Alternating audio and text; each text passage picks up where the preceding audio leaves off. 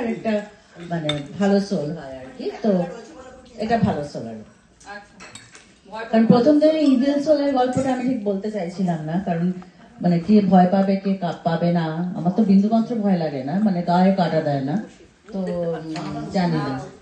যাই হোক, গল্পের নাম নস্যির দ্বীপে। মানুষ যদি সম্পূর্ণ সততা এবং সূক্ষ্ম বিচার বুদ্ধি দিয়ে জীবনের চরম সত্যকে খুঁজে নিয়ে তাকে উপলব্ধি করতে চায়, তাহলে সে তা করতে নিশ্চয়ই সক্ষম হয়। যুগে যুগে নিখাত স্নেহ এবং অকৃত্রিম ভালোবাসার মর্ম মানুষের গোচরে এসেছে।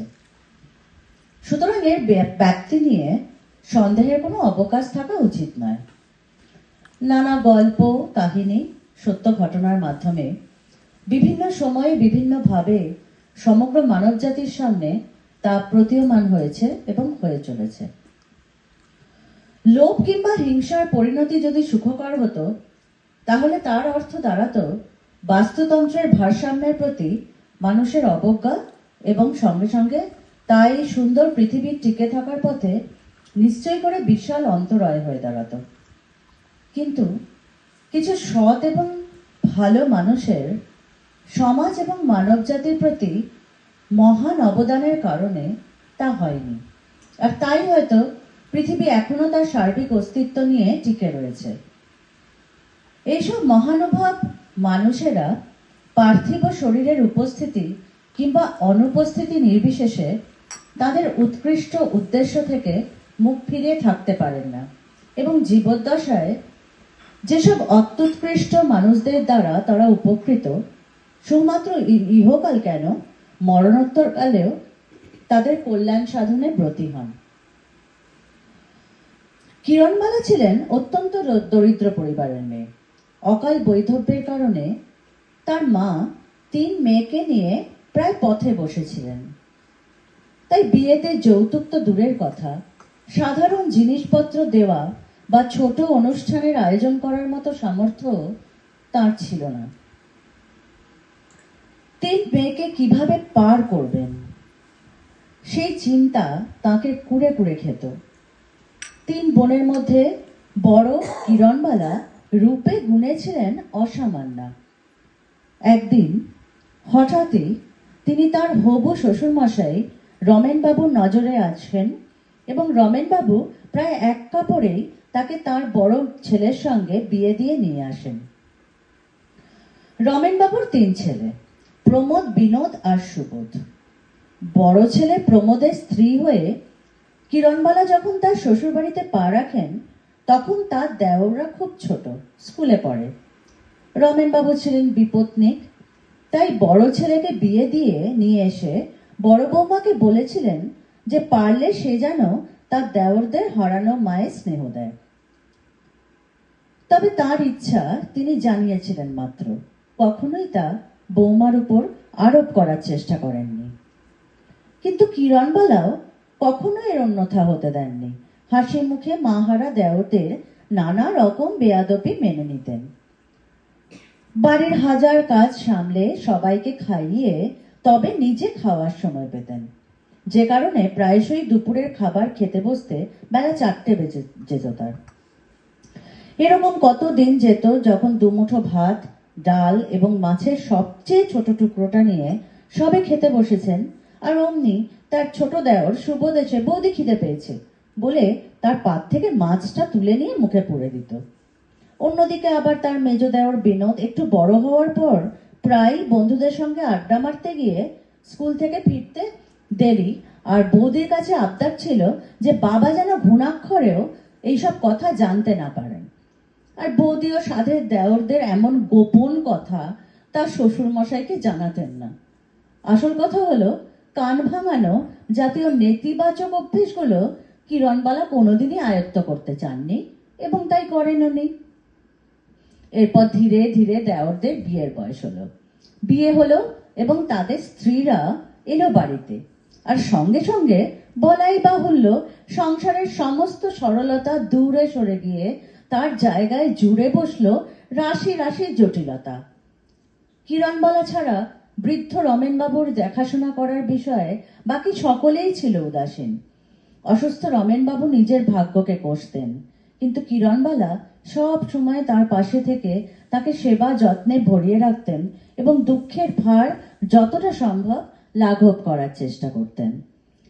অন্য বউরা এলেও সংসারে কিরণবালার অবস্থার কিন্তু কোনো পরিবর্তন হয়নি। অন্য দুই বউ দীপালি আর রত্না ছিল ধনী পরিবারের মেয়ে। নিজেদের বাপের বাড়ির অবস্থার সুযোগ নিয়ে তারা বড় জায়ের উপর খবরদারি করতে পিছপা হতো না। এদিকে কিরণবালার স্বামী প্রমোদ ছিলেন উদাসীন প্রকৃতির মানুষ। নিজের কাজকর্ম ছাড়া কিছুতেই আর যেন মন ছিল না তার।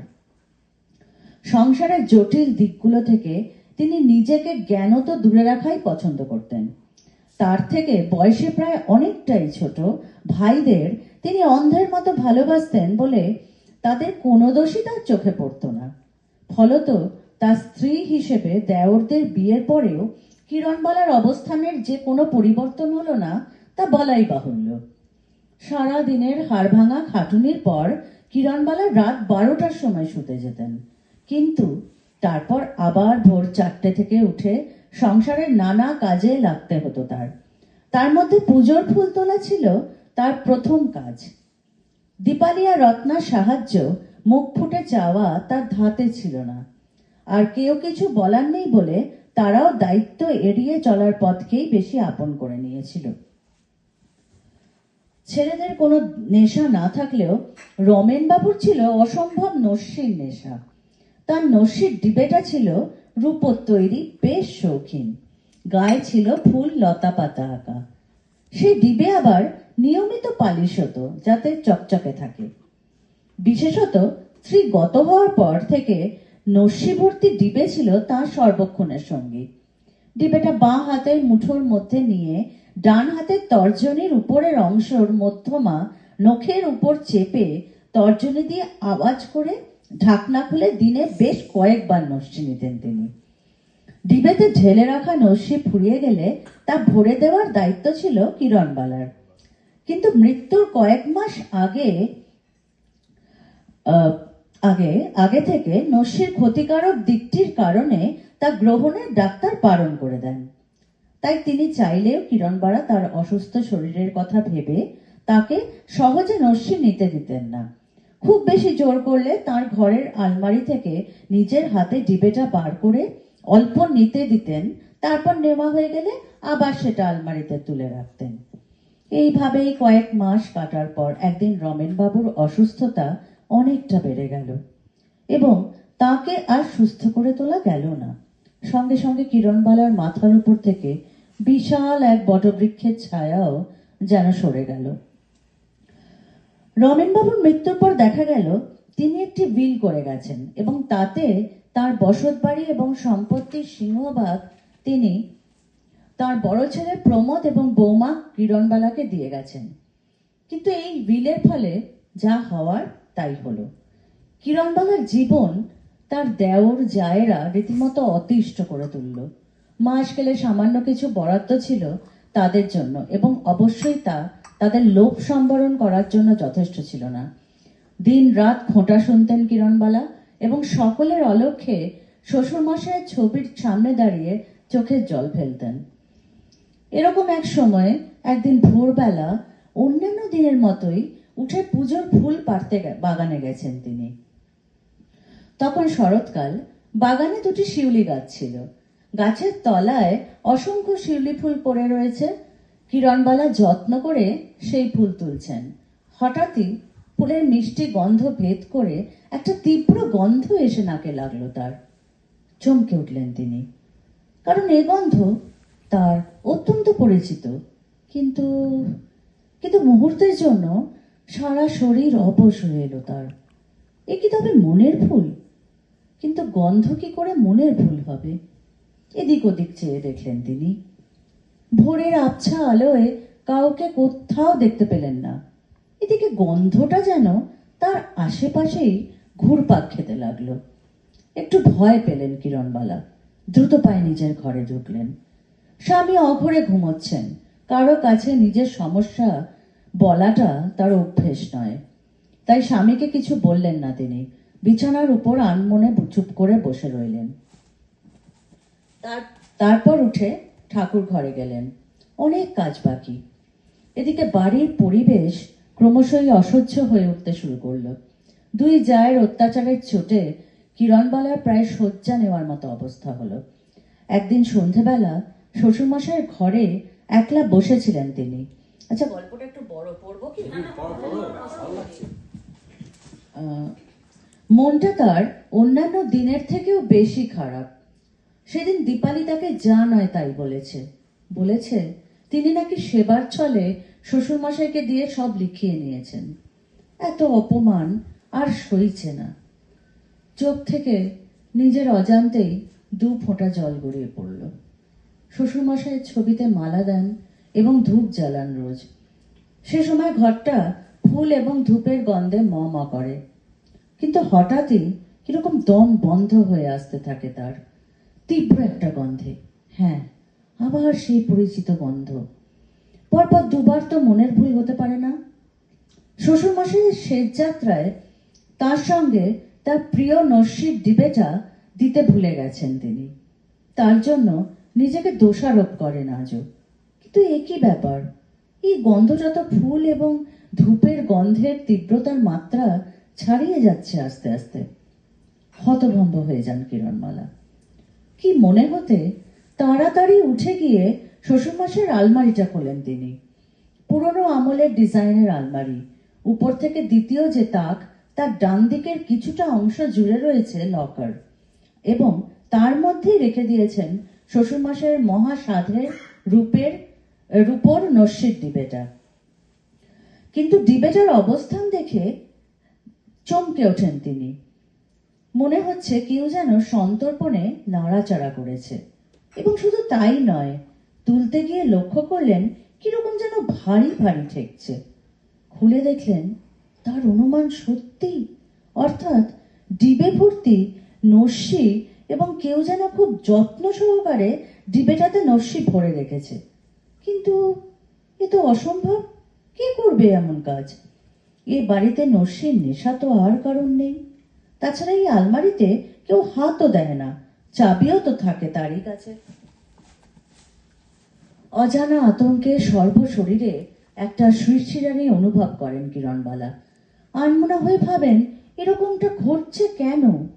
তাহলে কিছু কি বলতে চাইছেন শ্বশুরমশাই, বা কিছু কি ইঙ্গিত করতে চাইছেন তিনি? অনেক ভেবেও কোনো কুল কিনারা করে উঠতে পারেন না কিরণবালা। ঠিক এরকম সময় ঘরের বাইরে একটা হুলুস্থুলু শুনে তার চিন্তায় ছেদ পড়ে। মেজ জায়ের আর্তচিৎকার। দৌড়ে বেরিয়ে আসেন কিরণমালা। সামনে উঠোনে অজ্ঞান হয়ে পড়ে আছে দীপালি। সামনে দাঁড়িয়ে হতবাক রত্না।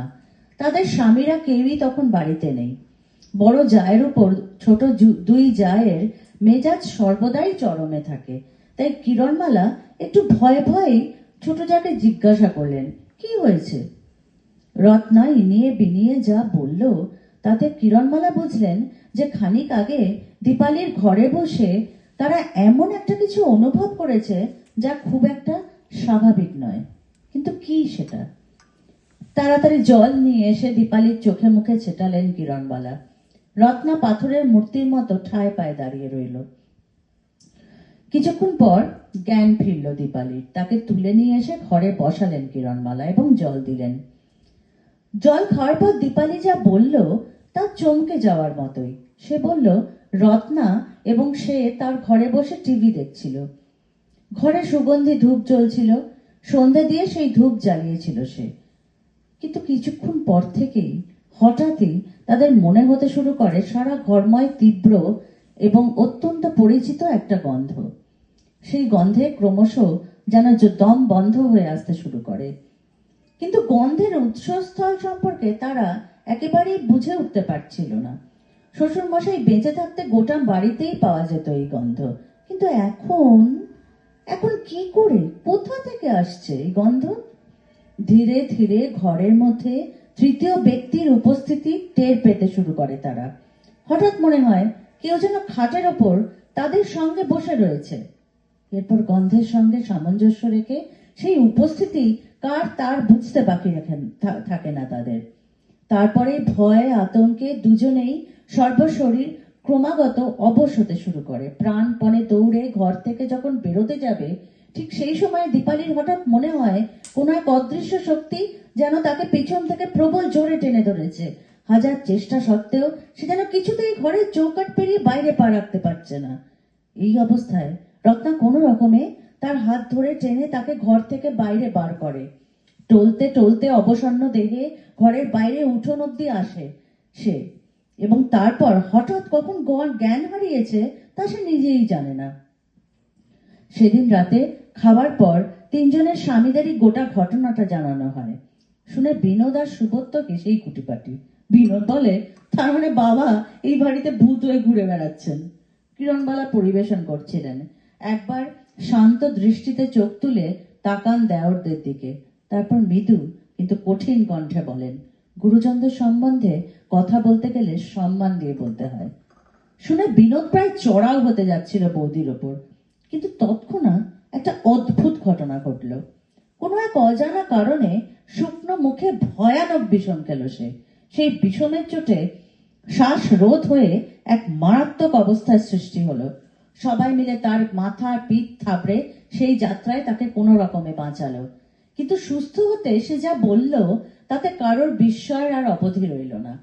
সে বলল, হঠাৎই তার মনে হয়েছিল কেউ যেন জোর করে তার নাক টিপে অনেকটা পরিমাণ নস্যি ঢেলে দিয়েছে মুখের মধ্যে, এবং আচমকা এই পরিস্থিতিতে নস্যির তীব্র গন্ধে দম বন্ধ হয়ে এই ভয়ানক কাণ্ড। এই দুটি ঘটনা ঘটে যাওয়ার পর দেওর জায়দের অত্যাচার থেকে কিরণবালা কিছুটা হলেও মুক্তি পেলেন। হয়তো তারাই অপ্রত্যাশিত এবং অদ্ভুতুরে ঘটনাদয়ের আকস্মিকতায় খানিকটা হলেও থমকে গিয়েছিল। কিন্তু কিছুদিন সব ঠিকঠাক চললেও কথাতেই আছে না, স্বভাব যায় না বলে। একদিন সকালে হঠাৎই বরাদ্দ টাকার বাইরে অনেকটা টাকা চেয়ে বসলেন সুবোধ। তার নাকি ভীষণ প্রয়োজন। কিরণবালার কিন্তু এতদিনের স্বভাবগত দিক থেকে অনেকটা পরিবর্তন ঘটেছে। এখন তার মধ্যে নিরীহ গোবেচারা ভাব অনেকটাই কমে গেছে। বলা যায় পরিস্থিতি তাকে অনেকটাই শক্ত করেছে। তার পিছনে বড় কারণ তার স্বামী প্রমোদের উদাসীনতা। চাইলেও স্বামীর সঙ্গে সাংসারিক ব্যাপারে আলাপ আলোচনা করার অবকাশ ছিল না তার। আর প্রমোদও কিভাবে এতটা উদাসীন থাকতে সক্ষম হতেন তার খবর হয়তো তিনি নিজেও রাখতেন না। কাজেই শ্বশুরমশার সম্পত্তি রক্ষার দায় যেন সম্পূর্ণটাই কিরণবালার উপর এসে পড়েছিল। কিরণবালা দেওরকে একটু কঠিনভাবে প্রশ্ন করলেন, এতগুলো টাকা কেন লাগবে তোমার? শুনে তো সুবোধ খাপ্পা হয়ে উঠল। মাতৃসম বৌদিকে প্রায় এই মারি কি সেই মারি। এরকম একটা অবস্থায় কিরণবালা অবাক হয়ে দেখলেন, প্রায় 6 ফুটের কাছাকাছি লম্বা গুণধর ছোট দেওর হঠাৎই গু গু করতে করতে শটান মেঝেতে। কিন্তু এবার তার আরো অবাক হওয়ার পালা। মেঝেতে তার পায়ের কাছে পড়ে থাকা সুবোধের দিকে তাকিয়ে দেখেন তার নাক মুখ ভর্তি প্রচুর নস্যি। কিন্তু কোথা থেকে এলো? সুবোধের সঙ্গে তো নস্যির কোনো রকম যোগ ছিল না। এবার কিন্তু নস্যি কেন্দ্রিক ঘটনা প্রবাহের মধ্যে কিরণবালা যেন একটা কারণ খুঁজে পেলেন, এবং তার পেছনে যদি কিছুমাত্র সত্যতা থেকে থাকে তাহলে তা চমকপ্রদ। মানুষের পার্থিব শরীরের মৃত্যু হয়, কিন্তু আত্মার মৃত্যু নেই, এরকমটাই তো বলে লোকে। তবে কি শ্বশুরমশাই মৃত্যুর পরেও তাকে রক্ষা করে চলেছেন, ঠিক যেমনটা তিনি তার জীবদ্দশায় করতেন? তাছাড়া আর কি বা হতে পারে? বড় ছেলের উপর কশ্চিনকালেও তার বিশেষ ভরসা ছিল না। তাই তার প্রিয় বড় বৌমাকে আগলে রাখার দায়িত্বকে তিনি চলে গিয়েও পালন করে চলেছেন। কোনো বাবা মাই তার সন্তানদের ক্ষতি চান না, কিন্তু তারা এটাও চান না যে তাদের সন্তানরা কারো করে ক্ষতি করুক। রমেনবাবু তার ব্যতিক্রম ছিলেন না, তাই যেন কিছুতেই তার আত্মার শান্তি হচ্ছিল না। তার মেজ এবং ছোট ছেলে আর তাদের স্ত্রীদের কীর্তিকলাপ তাকে ক্রমশই অস্থির করে তুলেছিল। এদিকে এইসব নানা অলৌকিক ঘটনায় বিনোদ এবং সুবোধেরও তখন ভয় কাহিল অবস্থা। তাদের স্ত্রীরাও যথেষ্ট পরিমাণে ভীত। শেষ ঘটনায় সুবোধের শরীর তো বেশ খানিকটা খারাপ হয়ে পড়েছিল। তাই তারা নিজেদের মধ্যে সলা পরামর্শ করে মনস্থির করে ওই বাড়িতে তাদের আর থাকাটা ঠিক হবে না। এ কথা ভেবে লজ্জার মাথা খেয়ে স্ত্রীদের নিয়ে তারা যা শ্বশুর বাড়ির দ্বারস্থ হয়। দেওর এবং জায়েরা বাড়ি ছেড়ে চলে যাওয়ার পর একদিন সন্ধ্যাবেলায় কিরণবালা অভ্যাস মতো বসেছিলেন শ্বশুরমশাই ঘরে। মনটা তার খুবই উতলা। দেওর জায়েরা তার ওপর যতই অন্যায় করুক, তিনি তাদের ভালোই বাসতেন। ছোট থেকে দেওরদের তিনি মায়ের স্নেহ দিয়ে বড় করেছেন, কিন্তু তারা তার ভালোবাসার মূল্য দিল না। শ্বশুরমশাই রাগ বা অভিমান সে যাই হোক, তার বশবর্তী হয়ে তাদের সম্পত্তি থেকে বঞ্চিত করেছেন। কিন্তু তার অর্থ তো এরকম নয় যে তিনি বা তার স্বামী এ বাড়ি থেকে বিতাড়িত করতে চেয়েছেন তাদের। তিনি শুধু চেয়েছেন যে সম্মান এবং ভালোবাসা তার প্রাপ্য, তা যেন তারা তাকে দেয়, এবং শ্বশুরমশাইয়ের কষ্টার্জিত অর্থ যেন বে হিসেবে খরচ না হয়। এই চাওয়া কি তার এতটাই ভুল ছিল? বসে বসে কিরণমালা এসব কথাই ভাবছিলেন। বাড়িতে এখন শুধুমাত্র দুটো মানুষ এবং চাকর বাকর। এত বড় বাড়ি মাঝে মাঝে তাকে যেন গিলতে আসে। স্বামী তো চিরকালই উদাসীন থেকে গেলেন, আর চাকর বাকরদের সঙ্গে কাহাতক সময় কাটানো যায়। যাই হোক, ভবিতব্যকে তো আর আটকানো যায় না। এদিকে যেদিন থেকে বিনোদ আর সুবোধ তাদের শ্রীদের নিয়ে বাড়ি ছেড়ে চলে গেছে, সেদিন থেকে বালা বাড়িতে আর শ্বশুরমশাইয়ের উপস্থিতি টের পান না। এইভাবে বসে থাকতে থাকতে হঠাৎই তার আলমারিতে রাখা নস্যির রূপোর ডিবেটার কথা মনে হলো। ওটা তিনি শেষবার যখন দেখেছিলেন তখন তাতে নস্যি ভর্তি ছিল। সেই ঘটনা তার কাছে ছিল অলৌকিক। ধীর পায়ে শ্বশুরমশাইয়ের আলমারির দিকে এগোন তিনি। চাবি দিয়ে আলমারিটা খোলেন এবং কাঁপা হাতে লকারটাও। আর তারপরেই তার জন্য অপেক্ষা করছিল এক চমক। এ কিভাবে সম্ভব? নিজের চোখে যেন বিশ্বাস হচ্ছিল না তার। যেখানে ডিবেটা রাখা ছিল সেখানটা খালি, অর্থাৎ ডিবের চিহ্ন মাত্র নেই। এ কি চোখের ভুল, না মনের ভুল, নাকি দুটোই? এখানেই তো রেখেছিলেন তিনি। গোটা লকার তন্ন তন্ন করে খুঁজলেন, কোথাও নেই। গোটা আলমারিটাও আতিপাতি করে কোথাও খুঁজে পেলেন না ডিবেটা। প্রয়োজন পড়ে না বলে এই আলমারি খুব একটা খোলাও হয় না। খুললেও তিনিই খোলেন, আর চাবিও তো বিশেষ হাতছাড়া করেন না তিনি। কাজে কে নেবে আর কিভাবে? ডিবেটা আলমারিতে না পাওয়ার ঘটনা তার অস্বাভাবিক ঠেকলো, কিন্তু এর পিছনে একটাই কারণ থাকতে পারে বলে মনে হলো তার। এ বাড়িতে নস্যির প্রয়োজন হয়তো ফুরিয়েছে, এবং সঙ্গে সঙ্গে ফুরিয়েছে নস্যি সম্পর্কিত অন্যান্য সামগ্রীর। আসলে এ তো তারই ভুল। নস্যির এই ডিবেটা তার শ্বশুরমশাইয়ের ভয়ানক প্রিয় ছিল, আর তিনি কিনা সেটা শেষ যাত্রায় তার সঙ্গে দিতেই ভুলে গেলেন। তার মানে শ্বশুরমশাই তার নেশা দ্রব্যের মাধ্যমে নিজের মহৎ উদ্দেশ্য চরিতার্থ করে চিরকালের মতো সঙ্গে করে নিয়ে চলে গেছেন তার সাধের নস্যির ডিবে।